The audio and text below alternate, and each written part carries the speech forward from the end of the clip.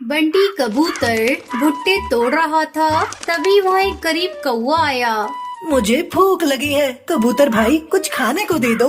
बंटी ने उसे देखा तो तरस खाकर एक भुट्टा उसे तोड़कर दे दिया। भुट्टा खाने के बाद गरीब कौवा बहुत खुश हुआ। वाह, तुम्हारे खेत के भुट्टे तो बहुत ही स्वादिष्ट है। ईश्वर करे तुम्हारे खेत में सोने के भुट्टे हो।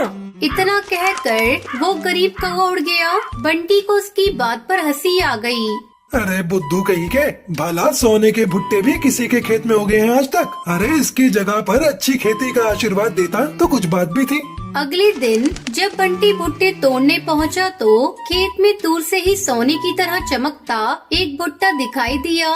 बंटी ने पास जाकर देखा तो आश्चर्य से उसकी आंखें खुली की खुली रह गईं। उस भुट्टे के सभी दाने सोने की तरह ठोस थे और चमक रहे थे। बंटी वो भुट्टा लेकर जौहरी तोताराम के पास गया। जौहरी तोताराम जी, आपको तो सोने की बहुत पहचान है। और नहीं तो क्या, मैं खालिद सोने को सूंघ कर पहचान सकता हूँ। बंटी ने उसे अपना भुट्टा दिखाया। अच्छा, जरा चेक करके बताइएगा कि क्या ये शुद्ध सोने का है या नहीं। तोताराम ने भली प्रकार उस भुट्टे का परीक्षण किया। अरे बंटी, ये तो खरे सोने के दानों से बना भुट्टा है। तुम्हें ये कहाँ से मिला? तुम्हें इससे क्या, तुम ये बताओ कि इस भुट्टे की क्या कीमत दोगे? मैं तुम्हें इसके 50,000 रुपए दे सकता हूँ। ये सुनकर उसकी आंखों में चमक आ गई। उसने वो भुट्टा तोताराम को बेच दिया। इसके बाद प्रतिदिन बंटी के एक सोने का भुट्टा मिलने लगा। बंटी बहुत ही अमीर हो गया। बंटी के पास जितना ही ज्यादा पैसा बढ़ता गया, उतना ही वो कंजूस और लालची होता गया। उसने भुट्टे का एक और बड़ा खेत खरीद लिया और कुछ मजदूर भी रख लिए। वो मजदूरों को खेत में देर से बुलाता था और मजदूरों से पहले ही खेत में पहुंचकर वो सोने का भुट्टा तोड़ लेता था। एक दिन वो तोताराम के पास भुट्टा बेचने गया तो तोताराम से रहा नहीं गया और उसने पूछ ही लिया। अरे बंटी, ये तो बताओ कि रोज रोज तुम इतने शुद्ध सोने के दानों से भरा भुट्टा लाते कहाँ से हो? मेरे खेत में सोने के भुट्टे उगते हैं, वहीं से लाता हूँ। अरे भला ऐसा भी होता है कभी कि खेतों में सोने के भुट्टे? झूठ मत बोलो, सच सच बताओ। तुम बहुत सवाल जवाब करते हो। आगे से मैं अपने सोने के भुट्टे शहर में बेचूंगा। ये कहकर बंटी कबूतर अपना भुट्टा लेकर चला गया। बंटी कबूतर दिन पर दिन चिड़चिड़ा और गुस्सैल होता जा रहा था। वो अब किसी से भी सीधे मुंह बात नहीं करता था। पर तोताराम भी कम नहीं था। एक दिन उसने उसका पीछा किया और उसे सुनहरा भुट्टा तोड़ते हुए देख लिया। अगले दिन होने से पहले ही वो बंटी के खेत में पहुंचकर सुनहरा भुट्टा तोड़ लाया। जब बंटी को पता चला कि उसका सुनहरा भुट्टा चोरी हो गया है तो उसे लगा कि ये उसके खेत में काम करने वाले मजदूरों का ही किया धरा है। मेरा सुनहरा भुट्टा किसने चुराया है? मालिक, कौन सा सुनहरा भुट्टा? हम इस बारे में कुछ भी नहीं जानते। सुबह का पहला भुट्टा तो हमेशा आप ही तोड़ते हैं। हम सब तो देर से काम पर आते हैं।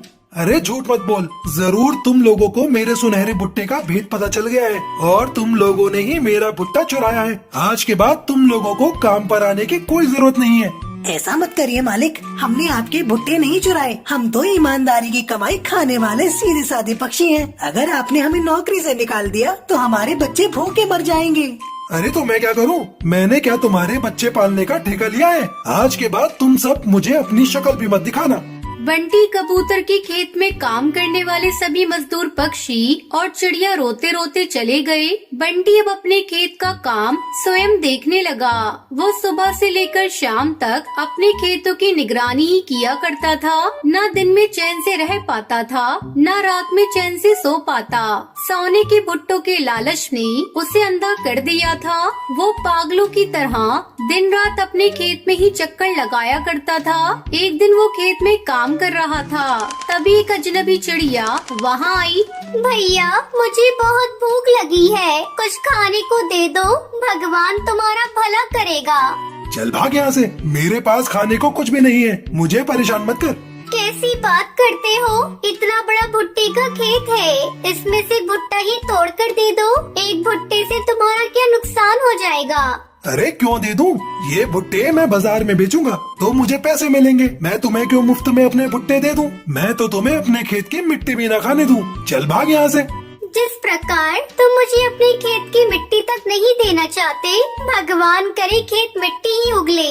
इतना कहकर वो अजनबी चिड़िया वहाँ से उड़ गई।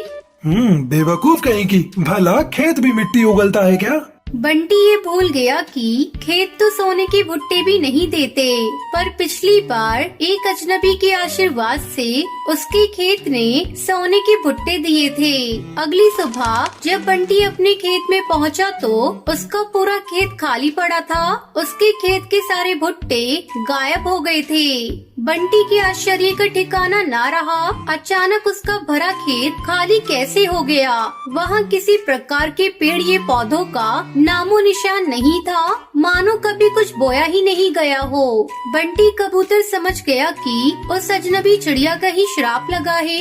अब पछताए होत क्या जब चिड़िया चुग गई खेत। इस कहानी से हमें शिक्षा मिलती है कि हमें लालच नहीं करना चाहिए और मुसीबत में फंसे लोगों की सहायता करनी चाहिए।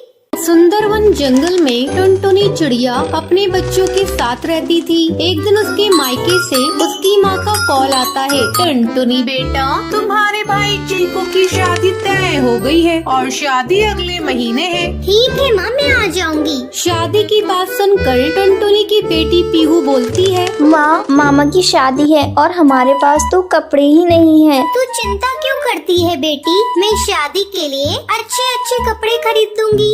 लेकिन तुम कहाँ से खरीदोगी माँ? घर में तो एक भी पैसा नहीं है। मैं कल से खेतों में काम करूंगी और उससे जो आमदनी मिलेगी उससे तेरे कपड़े खरीद दूंगी। क्या माँ, सुबह से शाम तक तो काम करती रहती हो, अब खेतों में भी काम करोगी? बेटा कुछ न कुछ तो करना ही पड़ेगा। माँ, मैं भी तुम्हारे साथ खेतों में काम करूँगी। अरे नहीं बेटा, मैं खुद काम कर लूंगी, तुम लोग अभी पढ़ाई करो। लेकिन तुम अपनी सेहत का ख्याल रखना। अगले दिन बच्चों, मैं खेत में काम करने जा रही हूँ, तुम धूप में मत खेलने जाना। माँ, मैं तो खेलने नहीं जाऊंगी, लेकिन गोलू मेरी बात नहीं मानता। कैसे नहीं मानेगा, मैं उसे अभी समझा देती हूँ। देख गोलू, तुम धूप में मत खेलना। ठीक है माँ, मैं नहीं जाऊंगा, आप जाओ। टुनटुनी के खेत में काम पर जाने के बाद पीहू, मैं खेलने जा रहा हूँ। अगर तूने माँ से चुगली की तो मैं तुझे बहुत पीटूंगा। तुझे माँ ने मना किया था ना, तो फिर क्यों खेलने जा रहा है? रुक, मैं माँ को अभी बता कर आ रही हूँ। ठीक है, तू जा बताने, मैं चला खेलने।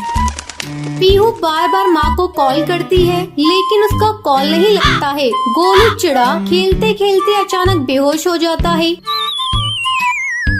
गोलू का दोस्त उसे घर लेकर आता है। पीहू दीदी, देखो गोलू को क्या हो गया? मुझे गोलू को नहीं देखना, मैंने तो मना किया था, फिर भी ये धूप में खेलने गया। धूप लग गई होगी, अब भुगते। माँ ने भी इसे बहुत समझाया था, लेकिन इसने माँ के प्यार की भी लाज नहीं रखी। चलो इसे बेड पर सुला दो। हेलो माँ, देखो ना माँ, गोलू बेहोश हो गया है। ये तो क्या कह रही है, मैं घर जल्दी आ रही हूँ। टुनटुनी तेजी से उड़ते हुए आती है। माँ देखो ना, मैंने बहुत मना किया था, लेकिन ये जबरदस्ती चला गया था। ठीक है बेटा, तो चिंता मत कर, गर्मी की वजह से ये बेहोश हो गया, मैं इसका ध्यान रखती हूँ। तू जाकर खाना बना ले। माँ मुझे माफ कर दो, तुम्हारे इतना मना करने पर भी मैं धूप में खेलने चला गया, लेकिन मैं कभी भी धूप में खेलने नहीं जाऊंगा। शाबाश मेरे बेटे, तूने बहुत अच्छी बात कही। ऐसे ही काफी साल गुजर जाते हैं। अब गोलू और पीहू बड़े हो गए थे। एक दिन गोलू टुनटुनी के पास आता है। माँ, हमें ये घर बेच देना चाहिए। कैसी बात कर रहा है बेटा, ये तेरे पापा की आखिरी निशानी है। मैं मरते मर जाऊंगी, पर ये घर कभी नहीं बेचूंगी, कभी नहीं बेचूंगी। ठीक है माँ, मैं देखता हूँ तुम ये घर कैसे नहीं बेचती हो। गोलू, तू मेरे प्यार का नाजायज फायदा उठा रहा है, तुझे जो करना है कर ले, पर मैं ये घर किसी भी कीमत पर नहीं बेचूंगी। ठीक है माँ, तुम इस हौसले में रहो, मैं जा रहा हूँ।